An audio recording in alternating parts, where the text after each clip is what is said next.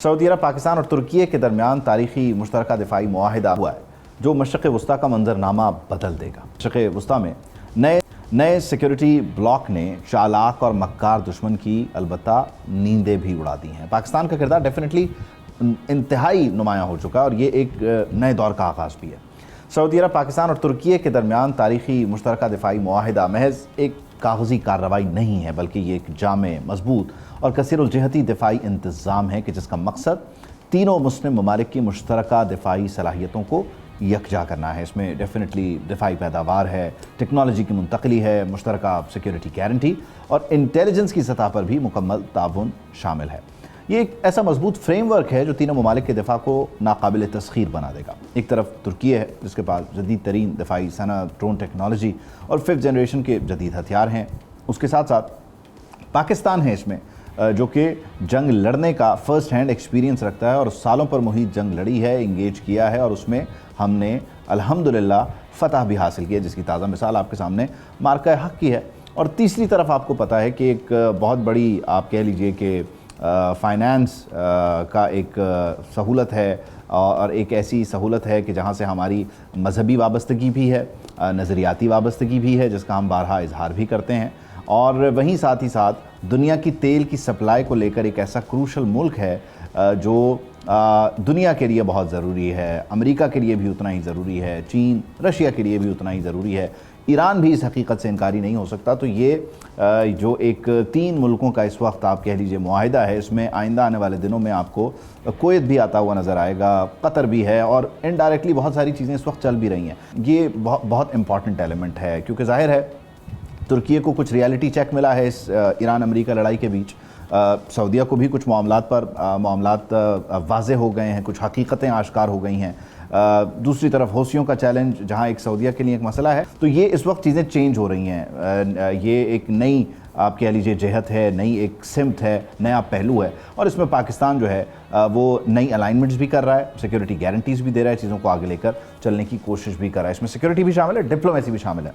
मामला क्या है एग्जैक्टली, किस तरह लेकर चलने हैं, होगा क्या कुछ, और 42 मुल्क की जो एक इत्तेहाद था, फ़ौजी एक आप कह लीजिए क़ुव्वत बनाई गई थी, उससे कितना मुख्तलिफ होगा, इस पर इन डिटेल गुफ्तगू के लिए मुझे ज्वाइन कर रहे हैं air marshal retired Saeed Mohammad Khan साहब, साबिक़ सफ़ीर भी हैं। बहुत शुक्रिया एयर मार्शल साहब, thank you for your time. Ehtisham ul Haq भी हमारे साथ मौजूद हैं। आप दोनों हज़रात का बहुत बहुत शुक्रिया।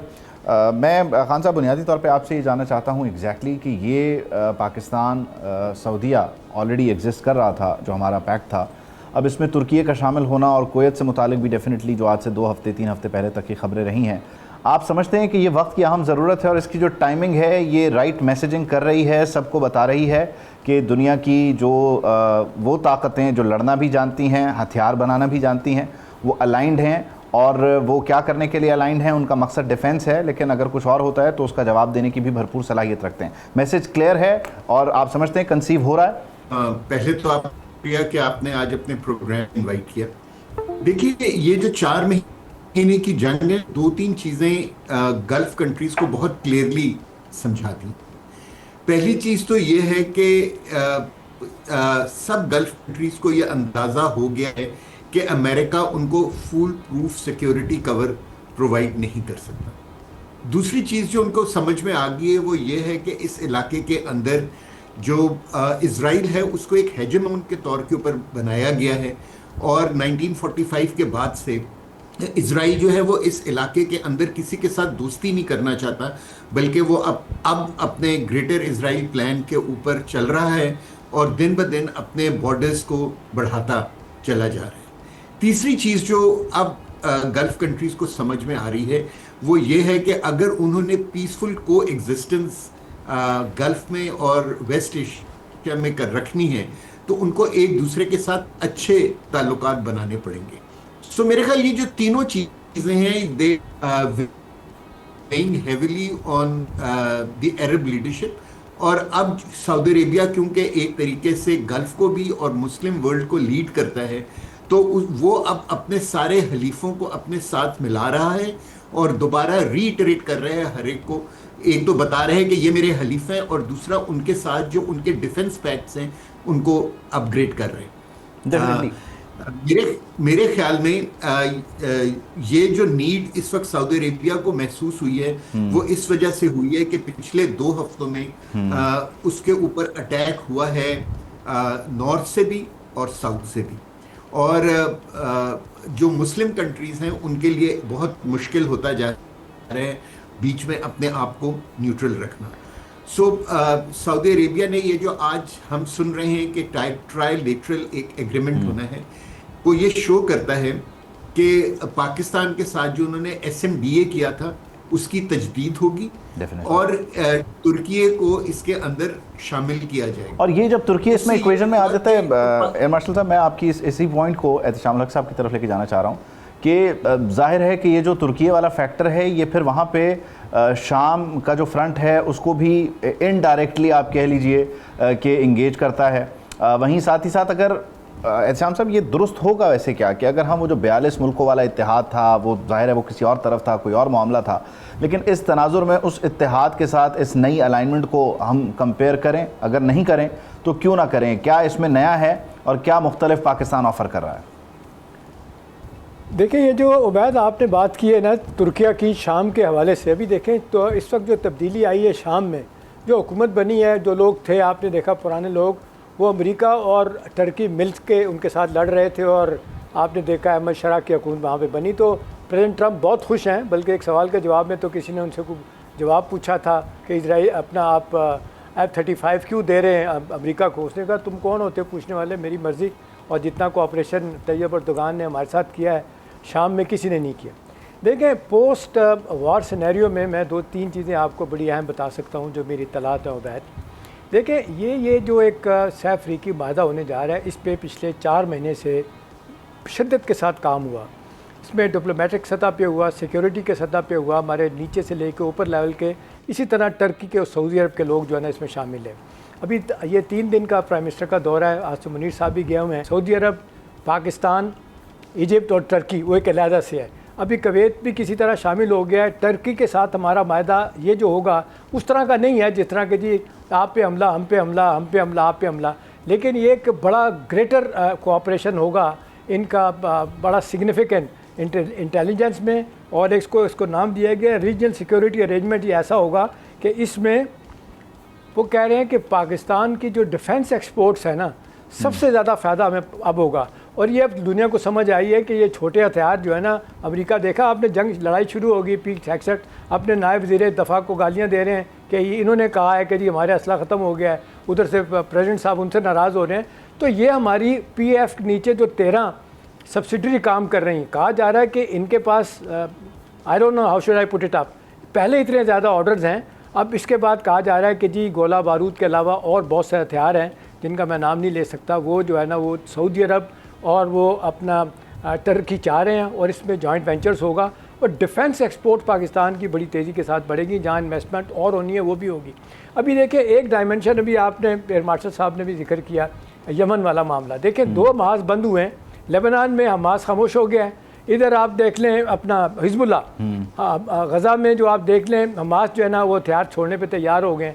अब पोस्ट वॉर सिनेरियो में जिस तरह कहा जा रहा है कि ईरान के मामलात ओमान के साथ तय हो रहे हैं, जिस तरह मैंने आपको बताया था हरमुज़ समझ जाएगी, तो वो बाबुल बंदा वाला फैक्टर और सवाल अपनी जगह मौजूद रहेगा। हाँ मैं इसमें एक चीज़ और है, मैं एक चीज़ को और डिस्कस करना चाह रहा हूँ, ज़रा क्विकली अगर आप इसको समराइज़ कर लें अपनी बात को। हाँ जी जी। अच्छा, मैं इसमें चीज़ एक जो नई बात आपको बताना चाहता हूँ बैद, वो ये है कि आपने देखा कि आजकल बगिंग डिवाइसेस जो है ना वो हर तरफ होती हैं।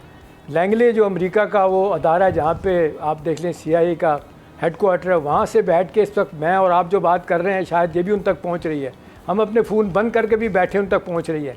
तो मेरी इतलात ये है कि जहाँ पे और मीटिंग्स होंगी वहाँ पे चलते फिरते लॉन में Tayyip Erdogan, prime minister Shehbaz Sharif साहब और उसके बाद MBS और हमारे फील्ड मार्शल ये चलते हुए आसमान के नीचे बहुत कुछ बातें करेंगे, इस सोच को सामने रखते हुए कि हमारी बात कहीं और ना पहुँच जाए।